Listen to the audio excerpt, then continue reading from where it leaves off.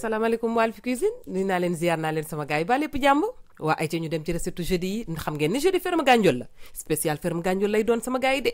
maa la ko wax site internet bi rek bu ngeen ci duggee www.fermegandiole.com wala ngeen am application bi si seen téléphone bu leen ko fàtte fa la bagage yi nekk de ay produits 100% made in Sénégal qualité supérieure laa lay tegal nii sama gars yi donc mi ngoog Alphie Cuisine ak ferme Gandiole chaque jeudi lay doon ak les recettes spéciales ferme Gandiole ay ba ñu dem tey ci recette tey bi.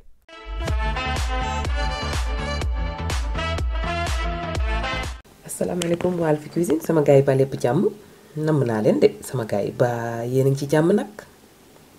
lii daal su ma ko toggee dara du des dara du des. ok tey loolu laa koy titré noonu laa koy titré daal di jël sama thon dagat samay légumes courgette ak aubergine fromage gruyère soble bu ma dagat ak lan wax naa thon bi nen yaa ngi noonu tege am naa fi mélange crème fraîche crème liquide ak meew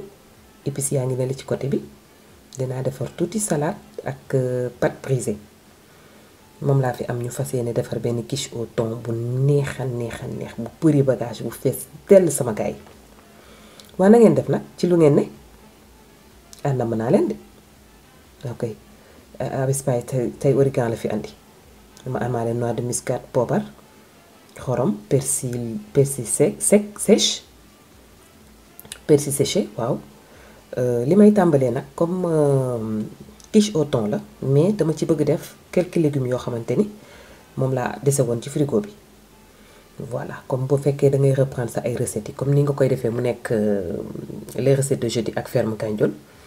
waaw wutal sa légume ferme Gandiole nee naa la léeg-léeg mu am légumes yu ñor ferme la waaw légumes yi dafay ñor lu ci mel ni fan yi agrumes yi lu ci mel ni limon yeeg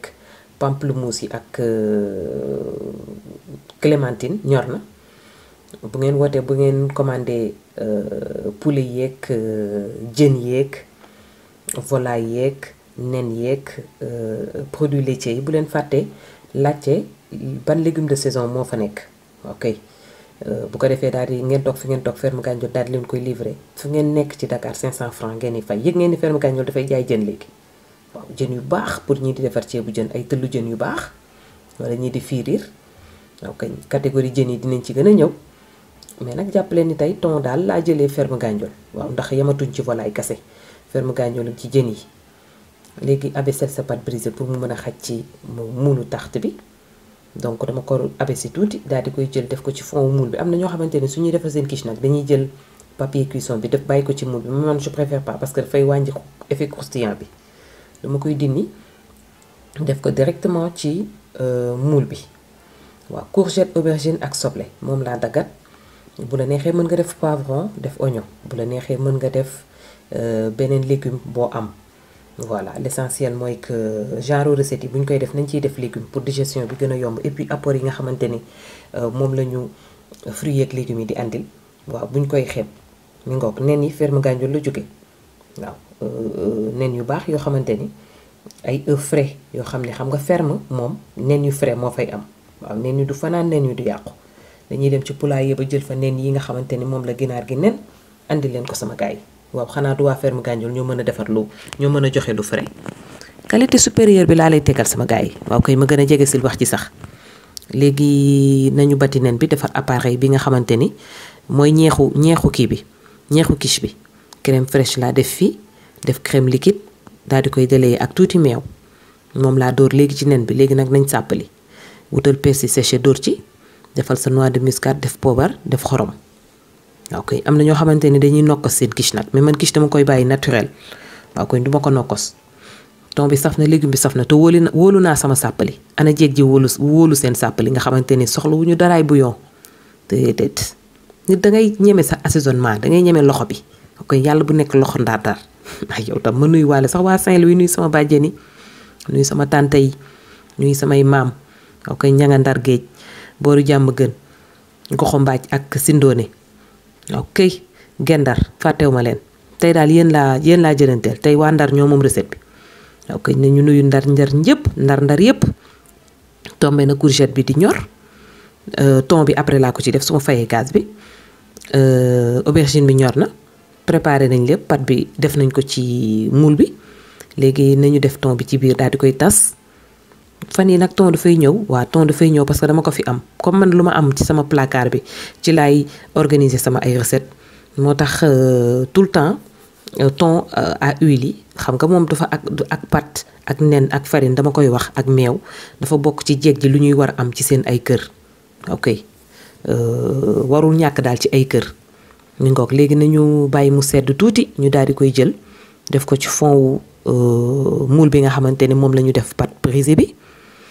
taalal four bi def ko 180 degrés pour ñi amul four defar naa fi quiche à la poêle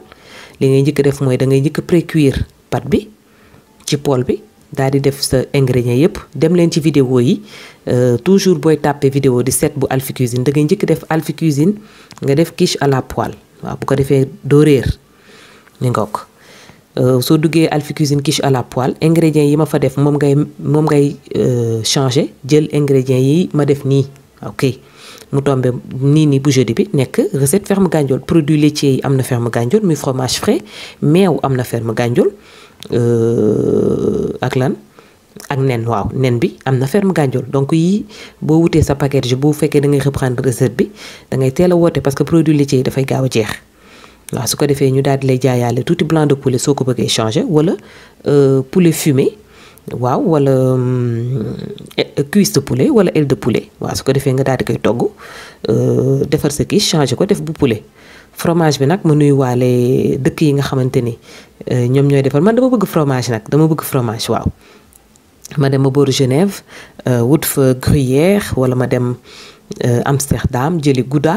wala ma dem Emmental fu ñu ma wax am na sama benn suiveur bu ma wax Emmental fan lay jógee Angleterre la ma wax su ma jumul Angleterre la wax de waa ana four ba dugal ko ci four bi waaw këy def ko 100 degré 180 degré bàyyi ko fa 30 jàpp 45 minutes au bout de 30 minutes da ngay gis ni yëpp weex na ba pare mu xaw a gonflé waaw kañ 45 minutes da ngay gis dafay doore waaw kañ croustillant bi génn ko defee nga daal di defar sa salade dagatal sa tomate concombre avocat soble ak lan pomme ok dagat ko fejjal ko ba mu sew daal di defar sa laitue accompagner ko ak sa quiche au thon bi nga xamante ne saa yu ma ko toggee dara du des ok gars yi nee nañ daal appellation yi moo leen di daal ok bii moom saa yu ma ko toggee dara du des maa la wax lii ay ci jëlal sa vinaigrette sotti ci kaw bul fàtte jël numéro de téléphone ferme Gandiole yi bu fekkee application bi moo la gënal jël ko waaw wala nga dugg ci site internet bi def sa ay commande bu ñii nekk Europe wala ci sous-région bi dugg leen ci application yi numéro bi mi ngi ci WhatsApp bi ngeen daal di passé seen ay commande seen ay famille dinañ ci jot jaajëfal naa leen les jeudis recette Alphie Cuisine ànd ceeg ferme Gandiole jaajëfal naa leen sama gars yàkkal naa ko sama suiveur yëpp on se donne rendez-vous très bientôt ci Alphie Cuisine d'ici là bu leen fàtte di passé seen ay commande teel a woote ci ferme Gandiole bu ko defee ngeen am produit yi nga xamante ni ñoo fay nekk qualité supérieure lépp luy volaille ak jën ak produit laitier jaajëfal naa leen sama gars yi à très bientôt